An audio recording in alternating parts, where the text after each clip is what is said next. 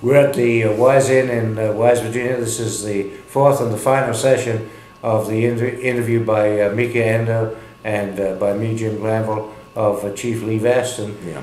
And so Mika's question was how would it help Kingsport? The answer is that it would ultimately bring money into the Kingsport economy. Tourism. So, we know this for a fact now. Alan told us this. Now, when he was in the Army, he was stationed in Germany. And, of course, I wasn't in Germany when I was in the Marines. But anyway, he said that the German people worship American Indian people. He said, as a matter of fact, I've looked this up, the German people even pretend to be us. Mm-hmm. They built teepees and they dress like we have ribbon shirts and other things. When they come over here, instead of going to Cherokee, North Carolina to a casino, or Bristol, Virginia to a casino, they hunt out people like us because they want to come in there and learn more about. So obviously, well, looking ahead, we might get German tourism coming to Warriors State Park, for example. Mm-hmm. Yeah. So Warriors Path State Park. Yeah.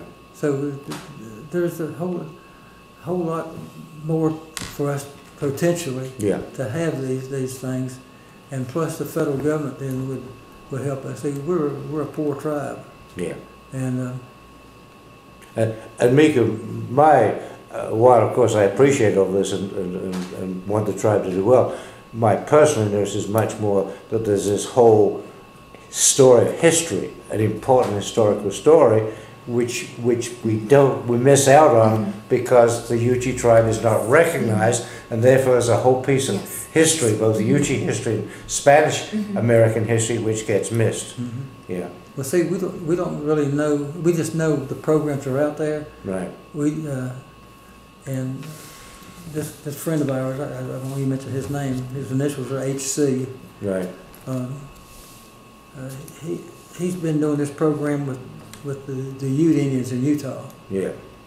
And he's been doing this program for several years, and he personally is a very wealthy man. Yeah. No, I don't think there's any question that there's lots of money. Mika's going to go on and ask you now about other aspects. Okay. Yes. So next I want to ask about the clan system of your tribe. You said clan system. Oh, clan system, I'm sorry. Yeah, okay. And you mentioned that clans means family, correct? Mm-hmm. Okay. Well, no, it doesn't mean family, but the clans are family. Clans are the family. Doesn't mean. I'm just saying, everybody in Cindy's clan is related to her, the women, and you cannot marry inside your clan because it would be incestuous. And how many? You cannot marry inside your clan. No. Okay. So it has to be outside of your clan. And how many clans do you have? We have, I think, 8. Right there they are. Okay. Can you name them? Okay. Yeah. We've got the Bear, which I am, and Wolf. Have I got Wolf on here? Yes, Wolf. Wolf. That's Cindy's Wolf clan mother. What's a clan mother? The clan mother is the mother of everybody under her. I mean, for example, even if you're 90 years old and she's 15, she's still your mother. You do what she says. So she's kind of the mother in the sense of a mother being a leader, not literally a mother being a parent. Right, that's the leader. Yeah. So the bear and the wolf, and you're going from a bigger animal to a smaller animal? Well, it's a bear, deer, hawk, fox, wolf, can't remember, beaver, and a bobcat. Bobcat, that's how we... So they're all the tribes are named after animals? Mm-hmm. All the clans? Okay, we had 22, the Yuchi had 22 clans at one time because they were scattered. They're not, we only have this many clans now because we don't have that many tribal members.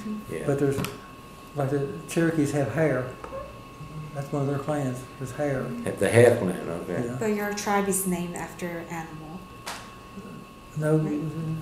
Your clans are named after animals. Right, yeah. These are all animals. I mean, animal. Yeah. And so you also mentioned Cindy is a Wolf clan Wolf and mother.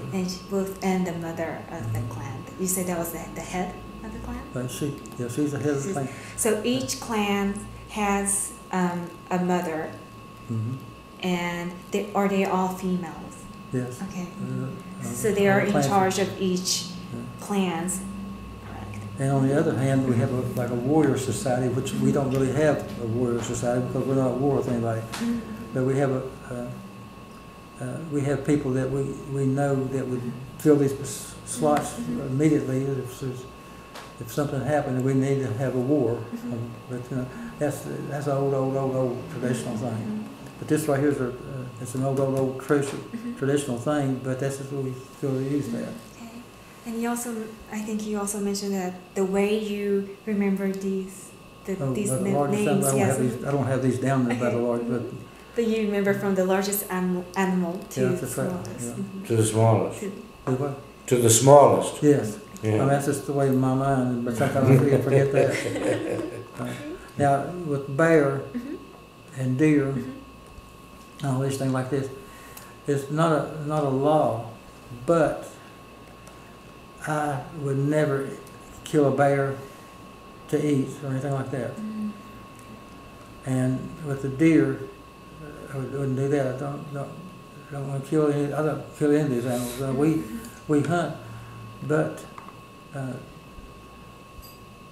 we try to pick out, like for instance, in a deer clan, if we saw one that was crippled or something like that, we would, instead of a healthy deer, we would take the one that's crippled because it's probably suffering and stuff like that. So we don't kill just to be killed. And then we leave where the animal falls. We leave an offering there. We carry a little bag with like that salt stuff. So we carry that and bless the animal and ask that animal to forgive us. We pray and ask them to forgive us for taking the life of this animal. What is inside that bag? Pardon? What is inside that bag? Well, it's your own medicine, whatever your medicine. When I say medicine, I don't mean like Tylenol or aspirin. Would it be like plants? Plants. And I was going to bring some things up here. And tell us more about the role of Yuchi woman. The Yuchi woman? Well, some of this is the woman actually owns, like if you have a house, something, that is hers. Even if you built it, I mean, even if the man built it. So that, and she's the mother of the children there, of course. And it's like Cindy bringing up the thing about that lawyer thing a while ago. That's her job to do stuff like that, and we have to take care of it. But anyway, and you cannot marry inside your own clan. Like if you and I were in a bear clan, we couldn't be married because you'd be my sister, and so forth. Thank you. Do you want to move on to the next question? Good. Well, I'm going to return to an earlier topic with more questions. One of the things that we're putting on the record here today, which relates to Floyd County in Virginia, is that there is very little recorded history of American Indians in Floyd County, and as we heard in session 1 or session 2, there were a large number of Indian-derived families. And so, thanks to Chief Lee and some other sources, I've got some names of folks, families who lived in Floyd County and had Indian connections. And I'm going to ask Chief Lee, I'm going to run down a list of these names and see what Chief Lee can tell us, what he remembers about any of these Floyd County families. So this is more a contribution to Floyd County history rather than to Yuchi history, although it is a contribution to Indian history. So what I'm going to do is tell you some names of families, and maybe you'll be able to remember something about them, whether you went to school with them, or what they did for a living, or how they worked. And if you don't know about them, then you can't say about them, but tell us what you know. So I'm told that the Light family, L-I-G-H-T, the Light family in Floyd County had Indian heritage. Very closely related to us. In fact, my granddaddy, sister was a Light. Ah, Her name was okay. Tempe, like Tempe, Arizona. Tempe Light, okay. Tempe Light. And of course she's gone now. She probably died when she was 80-some years old, or maybe even later than that. And was she classified herself as a Monica? I don't really know. I think it more goes back to the Virginia people. Opie Canoe, Wahong Sunnacock. So she thought of herself as a coastal Virginia. Mm-hmm. That's what my family is. Okay. Now we. Now was her husband also an Indian or just her? Her husband, his name was Henry Light. Yes. He was the sheriff of Floyd County. Yeah, okay. And he never had a driver's license. Well, that's Because I interesting. remember one time, those roads were real narrow, and my mom was going out in her car, and he was coming in his thing, and he hollered to her, he says, "You're going to have to back up, Miss Vest. I can't back up." And she said, "You can't back up?" He said, "No." He said, "Never learned how." And she said, "You never learned how?" He said, "No." He said, "I just know how to go forward." And he was a sheriff. And he was on a horse? No, he was in a car. Oh, even though he didn't have a driving license. Didn't have a driver's license. But he didn't know how to back how up. How we found out about that? He got stopped one time up on Blue Ridge Parkway by one of those rangers. Yes. And the ranger, I don't know what this Henry was doing, but anyway, this ranger stopped him and said that, "I need to see your driver's license." And Uncle Henry said, "Well, I'm the sheriff of Floyd County."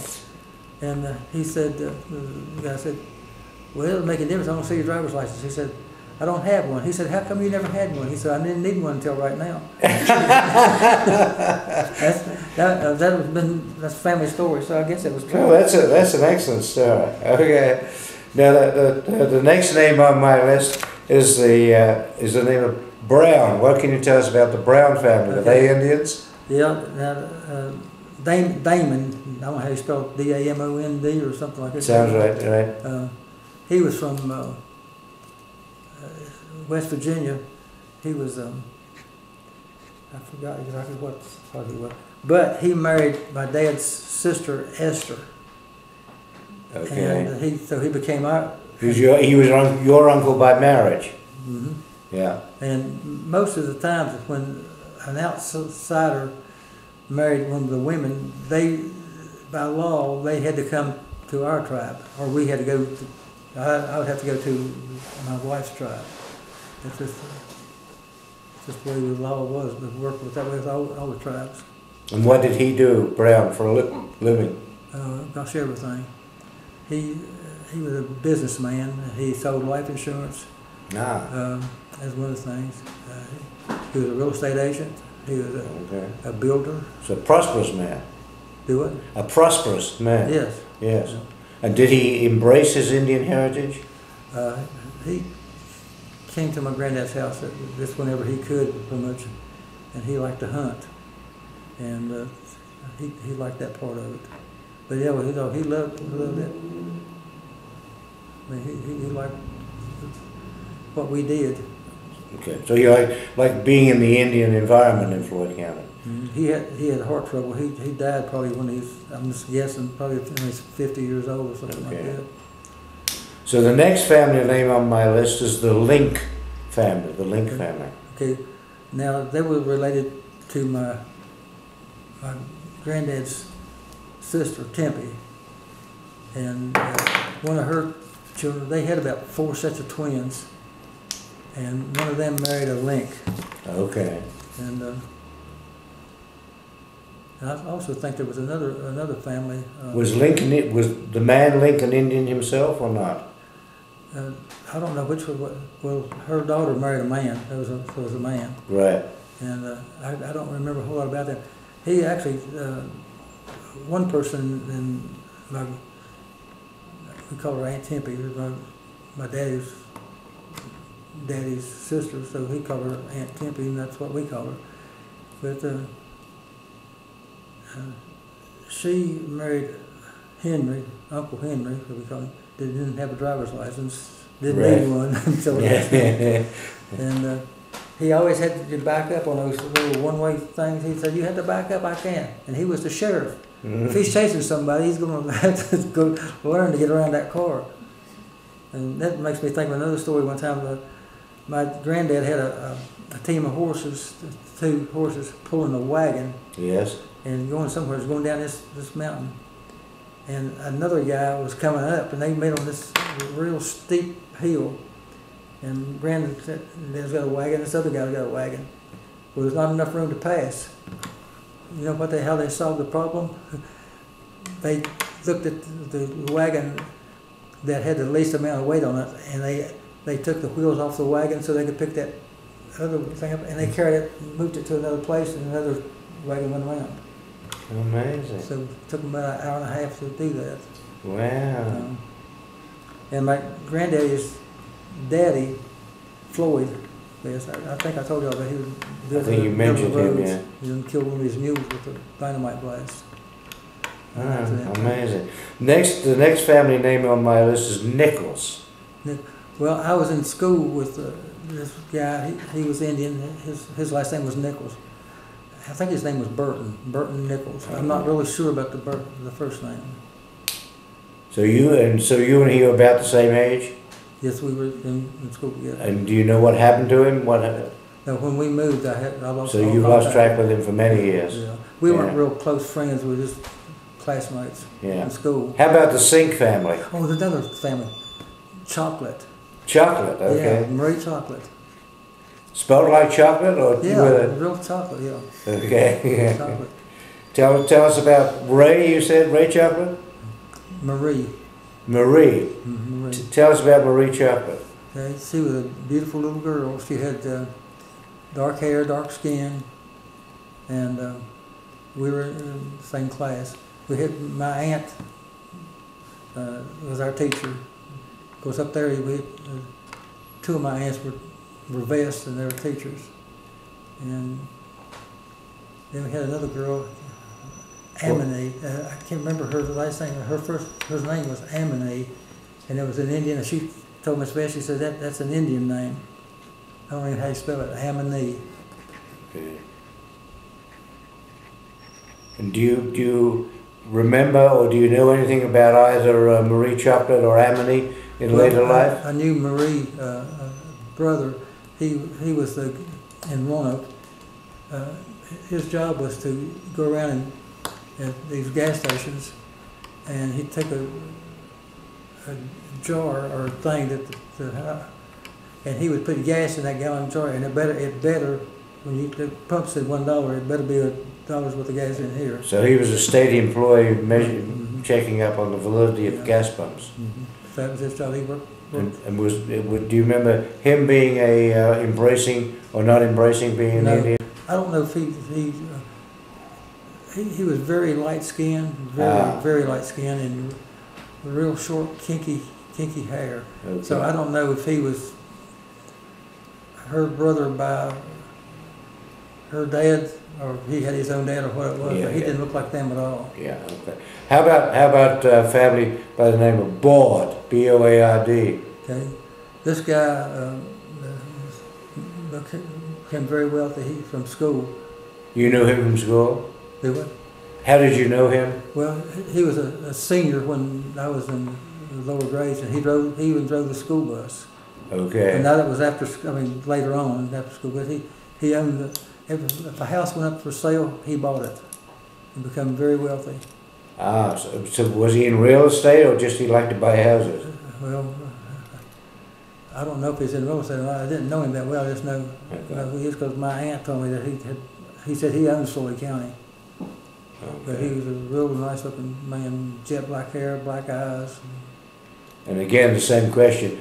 Did he embrace being an Indian? Did he? Well, I just knew him as a bus driver. Yeah, I think. Okay. So I didn't know him that well. And how about the family by the name of Willis? I know there's a town on the main drag through Floyd County. There's a town called Willis. Okay, Willis, that's kind of a long story. I know these people real well. His name was Ross, R-O-S-S, Ross. Ross Willis, okay. He married Bonnie Vest, and so we were related that way. Okay. And how was Bonnie related to you? Bonnie used a vest. And how was Bonnie related to I'm you? not really sure. Okay. I don't really know. But she was part of the Vest family? Oh, yeah. Okay. Her dad was Albert Vest, Albert, Albert Okay. Vest. And how about Ross Willis? Did he like being an Indian, or? He never talked about it. I don't know. He ran that little store that I had a picture of. Okay, session 3 we saw a picture? Yeah. Yeah. When Uncle Noah built that building, he built it for himself, I think. And then Ross married Bonnie. Now, Bonnie's daddy lived down below this, what we call the spring household. There's a great big old waterfall like that, and a big old pool of water is a good place to fish. Right. You had to climb down these rocks to get down. And anyway, I don't know a whole lot about who they are. Now, Houston, they had a son named Houston Willis. Yes. And he ended up getting married. He was older than me, a lot older than me. He was there when my granddad broke all those pipes. Oh, okay. He was in front of that store. Yeah, that you spoke about earlier, yeah. Interesting. So my granddad, the only reason he broke those things, he told me, he said, don't you ever do that. But he said, the reason he said those are not real. Yeah. All right, the next family is Carr, C-A-R-R. Right. Okay. Trying to think of this woman's name. She was a beautiful, beautiful lady. I can't think of her name right now, but she lived about 100 yards down the road from Ross Willis's store. Okay. Which Bonnie's daddy's one owned that store. Right. My Uncle Noah, he's the one that built that place anyway. So I don't know a whole lot about them. They never came up to our house. So they were not particularly active as Indians? No, one reason being they didn't have a car. Ah. They lived about 5 miles away from us. Okay. And so that was the biggest problem. And say about the meetings, you had mentioned privately earlier that members of your family and other Indians had regular weekend meetings in Floyd County? No, oh yeah, people would come in. Say a little bit about that and who would come. Most of the people that came up on weekends was children of my granddaddy and my grandmother. They had. And where would you all meet? At the farm. At the farm, okay. With 5,000 acres? Well, that whole area, but we met at a house. I'm just guessing about 5,000. We owned my granddad owned a lot of land in Bernard Vest. He owned about 250 acres or something like that. He had 500 head of cattle. He was a dairyman. And what would happen at these weekend meetings? Well, most of the things was all of us kids would play together. We'd play in a creek or something like that. And the food? Oh gosh, they had tables as big as this with all kinds of food on it. And nobody nobody bought food from the stores. It was all homegrown, home raised, home cooked. How about alcohol? Was there any alcohol at those sessions? Well, one time when I put some there. We had a watermelon, and my dad wanted to take a drink. Anyway, I found his bottle. I think they called it gin then, but they plugged the watermelon to see if it's ripe in there. And I took that bottle and out there, I took that plug out and poured the gin down in that watermelon, and put the plug back and hid the bottle. And people later on started eating that watermelon, and then what they had to eat, they didn't like that taste. They'd throw the rind down. Well, I was standing up there watching everybody drink and everything. Well, the rooster got into that stuff. He come around inside the house, his wing, he about rooster was drunk as a skunk. And I got in big trouble. How old were you when this happened? Probably about 10 or 12. Oh, okay. And that rooster was so funny. He had to balance himself with his wings out. Okay, I got a couple more families to ask you. How about a fellow named Tood Smith? Well, I don't know. He wasn't really related to us, but he lived down the way close to the Kerry car. And was he Indian, Toot Smith? He may have been, I don't know, but I think he was a person that didn't have anybody else. Oh, then the Poff, P-O-F-F, that made me think of something else. Oh, good. His name was Al Poff. Now, not O-W-L. I used to always think it was O-W-L, Al Right. Poff. His name was, well, that's why I call him Al Poff. Let's see. I can't remember his first name, but he had a son, Jack Poff. Well, And he committed suicide. He shot himself. He had a pocket watch and he wore big overalls. And he had lady problems and he committed suicide. did either of the Puffs acknowledge their Indianness, or they? Well, Jack did, but How did Jack manifest that? he would come over. He knew we had food and stuff like that. So when you had the Indian gatherings, he would come and join the Indian gatherings. And he did a lot of handiwork for people. That's how he made his living. Good. We had a big old swamp that had swamp sumac in it.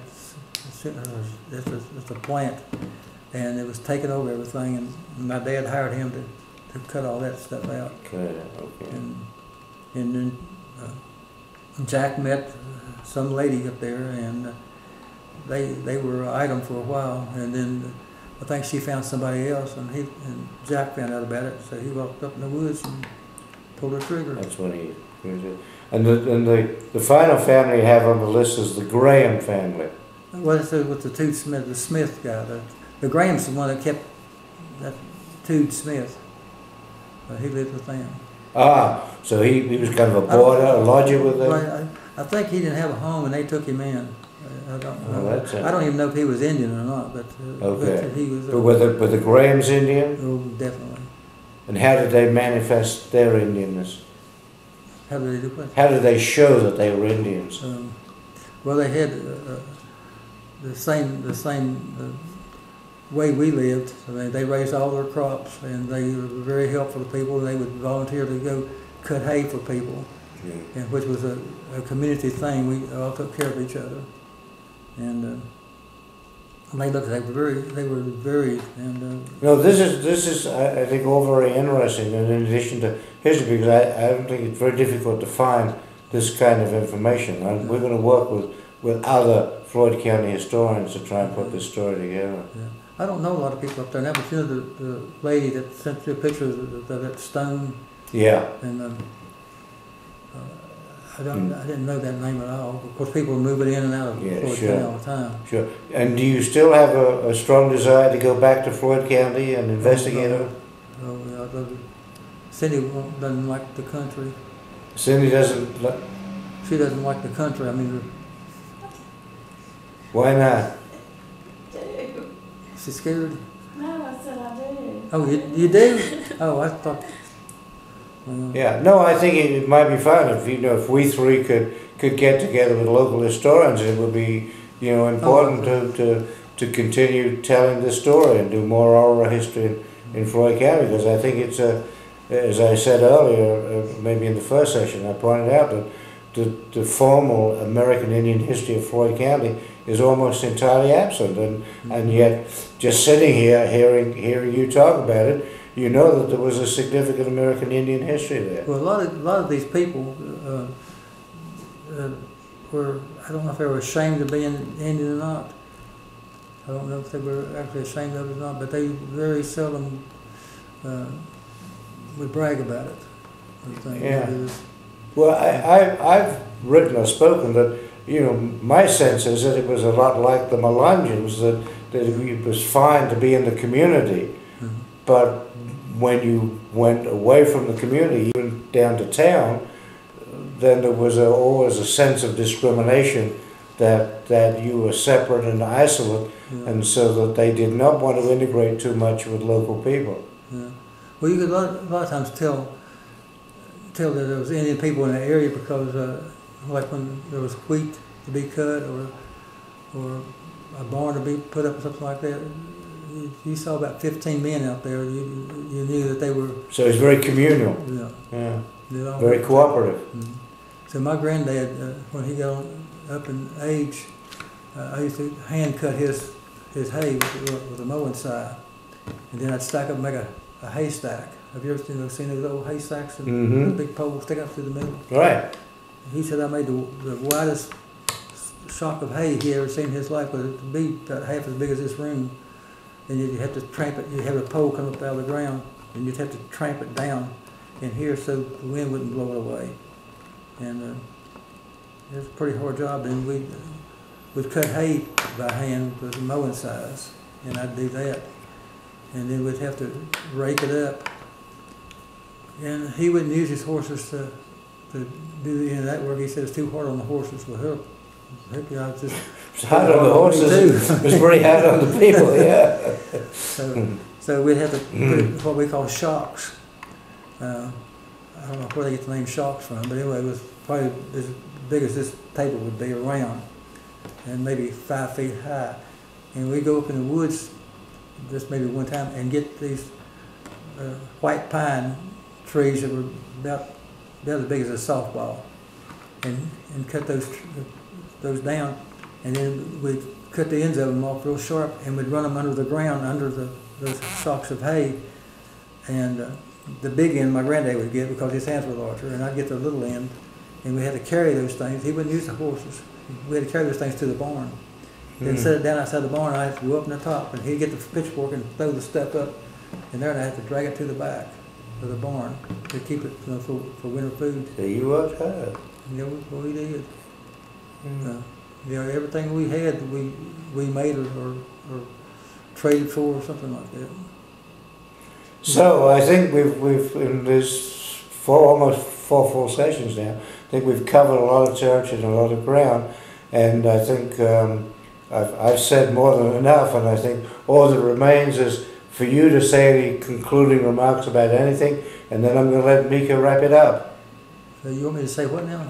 Any concluding remarks? Anything you want to say? Because we're going to finish this shortly. Well, I've told you about all I know, and one thing that about the systems of that archaeological site, but that had to be the systems too. Is on that list. Say a few words about the Sissons. The Sissons, he was related to my granddaddy and my grandmother. Okay. And he had the store, but he never came because his store was probably about 15 miles away from our house. And that's where we always stopped when we went trout fishing. At his store and get a Coke, Pepsi or something like that. And there's a big river up there, big river with slick rocks in it. And my granddad kept saying, boy, he said, I've always wanted to go across that river over there and fish. I said, hop on. Well, he weighed, I guess, 175 pounds or something like that. And that was just a little thing. I kept saying, oh Lord, please don't let me fall on me. Took him across to the creek, and I got to thinking, gosh, I'm going to have to bring him back now. We went over there and fished in front of Lynn Sissons. That's his name, Lynn Sissons. But I don't know how he was actually related to him. He may not even been related to him in my family, but everybody up there was always welcomed in as family members. Very few people had cars. Everybody had a horse and cows.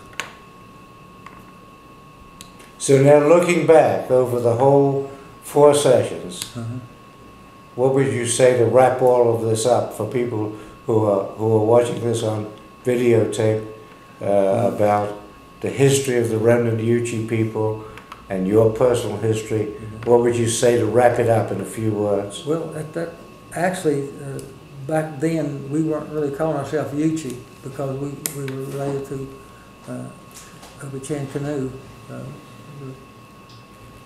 down in the Pocahontas people. And you can get on the internet now and find this. The name Vest, V-E-S-T, he had Obichan Canoe and then Wahung Sunakop. That's in the language, that language. They were both chiefs, elected chiefs.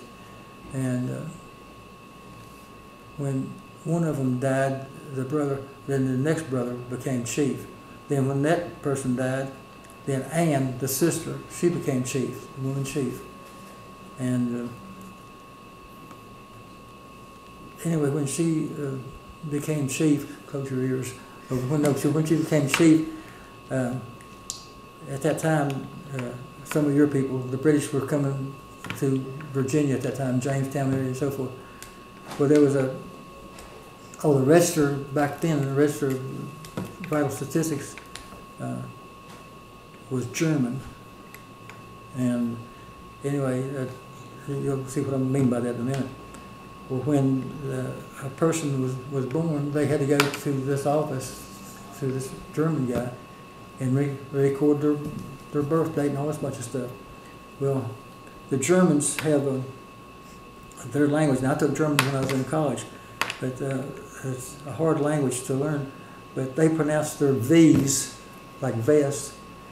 They pronounce that different, and so when Anne, A-N-N-E, Anne, she's Queen of Pamunkey. So my bloodline is actually Pamunkey, or my family's is all Pamunkey from that area. And anyway, Anne had an affair with this British sea captain, and anyway, his name was West. And the German registrar translated that to West. Yeah, so that's right. So have you had a good time today? Have you enjoyed this session? This is the best time I've had with my clothes off. I mean, I don't know. Okay, well, thank you, Chief. We're going to give Mika the last word. Okay. Yeah. Right. The only reason I said that because Toot Smith would always say that. Okay, so let me wrap this up. Chief Lee, thank you so much for your time, and all the stories that you have shared to us is very, very important because, well, first of all, we tend to focus more on the eastern side of Virginia history. So we neglect the history of Southwest Virginia, where Chief Lee originally came from, where the Remnant Yuchi tribes used to live. So yes, we tend to focus too much on Richmond and Jamestown and Williamsburg, and especially about Native American history. We don't have much records and history about Indians who lived in Southwest Virginia. So Chief Lee's story I think it would contribute a lot to history in Southwest Virginia and also to Native American history. This guy probably knows more about Indians up here than I do. So thank you very much. Thank you.